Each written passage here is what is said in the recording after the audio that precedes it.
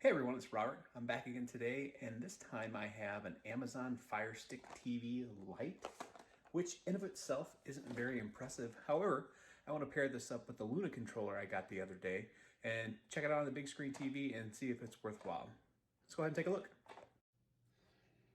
Okay, the first thing we want to do is go ahead and open this up. That way we can take a look and see what's inside. Then go ahead and get it connected to the TV. One of the things that makes this a little bit different, this is the light, is the button functions on the controller.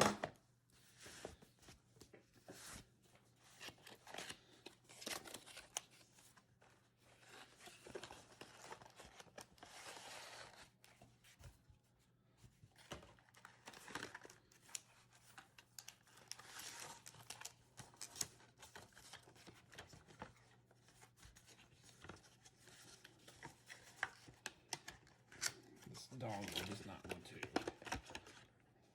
come out. Let's see if there's anything else in there. There is right down here, maybe batteries. So we've got a wall to a USB adapter. We got two AAA batteries. We have a HDMI in. I'm not sure what's with this HDMI adapter. Let's go ahead and take a look. Maybe it's, this might be actually to hook the Fire Stick up to in case you need to get around a corner and you can't just plug it directly into the back of your television. I'm gonna go ahead and assume that that's what that's for. This is the Fire Stick itself. Now, one of the options you have when you purchase this is that you can have it pre-linked to your Amazon account. So I should be able to just plug this in and not have to log in. It should just know my information and fire right up, other than the fact that I'll have to locate my Wi-Fi. Does need auxiliary power, again, because this does plug in to the HDMI. This was going to plug in to the USB, and you can either do that through this and plug it to the wall, or you can just plug straight into your TV if you have a USB outlet. And this is the remote. Looks like it has an Alexa assistant microphone up there. Notice there's not a lot of buttons, so this is what makes it the Lite. It doesn't have all the functions pre-programmed in.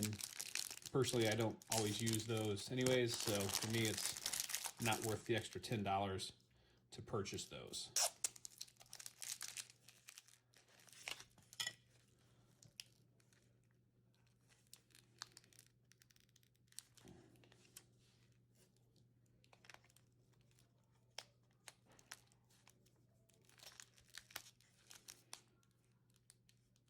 Here we go. Is that the right way? Does it tell us on the back of the box? No.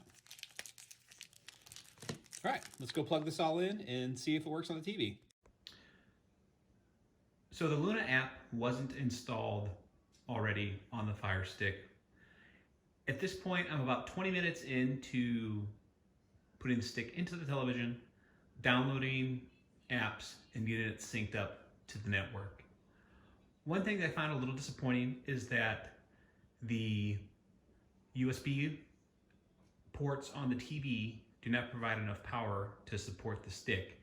You will most likely need the little box that does come with the Fire Stick, so you don't need anything in addition, but you will have to plug it into an outlet. After you launch the app on the TV, it gives you some brief instructions on things that you can do and can't do.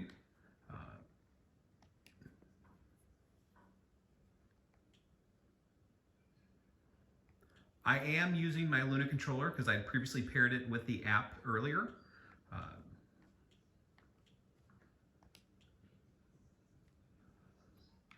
If you remember previously, we were playing Assassin's Creed Valhalla. So let's go ahead and launch this and see how it does.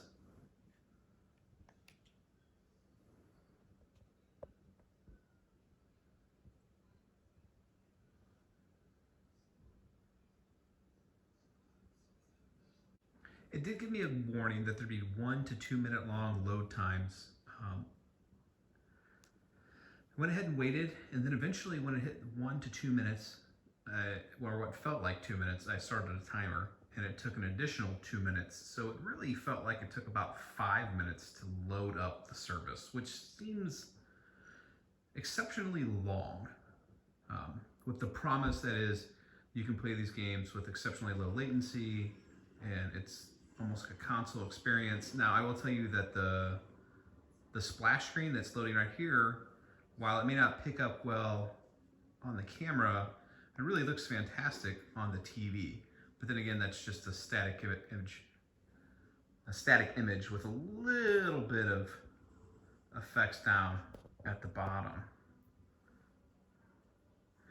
I just got a warning that I'm running an unsupported video driver. I'm gonna go ahead and say that.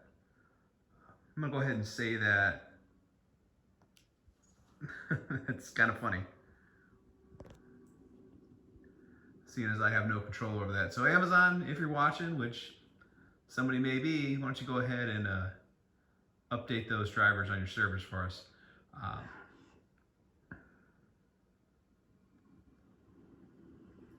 That load screen was relatively quick, especially compared to what I experienced when I'm playing on the Xbox Series X. There was a little bit of latency when I was going to move. There was a little bit of latency when I was going to move my character there.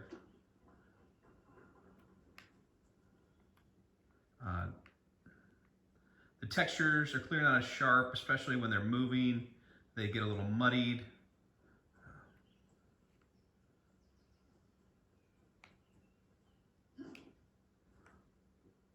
It doesn't feel like it's even at 1080 at times, like it's going down to 720.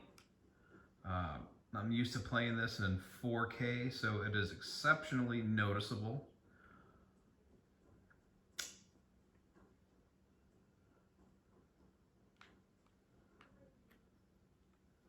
Go ahead and try and find something to attack. Go ahead and look around. I can definitely see some striations in the colors up here at the top around the compass. Definitely see some pixelation. So this is not something that I would suggest that you want to go ahead and play, because I'm not really doing anything right now, and I can definitely see some degradation in the quality of this video.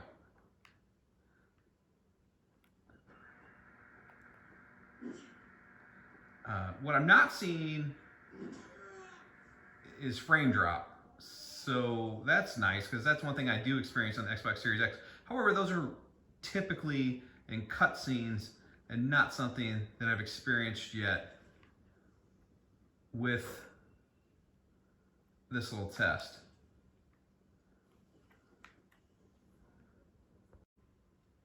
I went ahead and jumped forward here a little bit to find some combat that we could go ahead and sneak our way into. Go ahead and show off the system as she's fighting. It's not really getting any worse. So it doesn't appear that putting the system under stress, or a bit of a load, is reducing the signal quality. Of note, I do have, we definitely lost some frames there. Had some lag, which is not what you want to see. I'm not doing a great job of combat right now, by the way. Just go ahead and throw that out there. I want to see what happens. And we done. Okay, real quick. So some things worth mentioning. We were playing a next-gen game that has some super high fidelity graphics, and we were pushing it through the internet to my home, which is, thousands of miles potentially from where these servers are located at. I'll walk that back. They have servers all over the place, so hundreds of miles. Regardless, the technology for what it's doing is fantastic. The fact that they're able to do this at this quality makes me very hopeful for the future that we could eventually get to a point where you have console-less living rooms where you're not dependent on your Xbox Series X's or your PlayStation 5s to play your games. You're feeding them off of cloud services.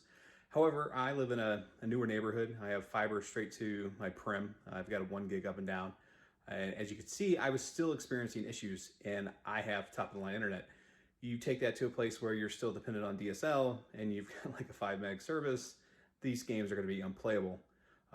So it's not just the technology, it's just a lot of it's the infrastructure that we have in more of the flyover country, rural areas within the US and other places around the world.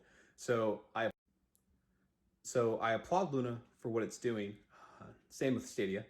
I think that they're on to something. I do think that I find Luna better at this point simply because I like the business model behind it, where you can subscribe to channels and get games. You don't necessarily have to outright purchase them and then be concerned that the service is going to go away and you're no longer going to have access to those games that you quote unquote purchased because you really just got a license to. I'm gonna go ahead and I'm gonna take a look at it some more, try and find some other games and case examples where it works well. But as of right now, I mean, if you have a PC, if you have these high-end consoles, I don't really know that there's a great fit for you here. However, if you want to take this Fire Stick around for you on when you travel and have access to games on the go, as long as you have good internet, I mean, you do have a playable experience, right? I mean, the game was playable.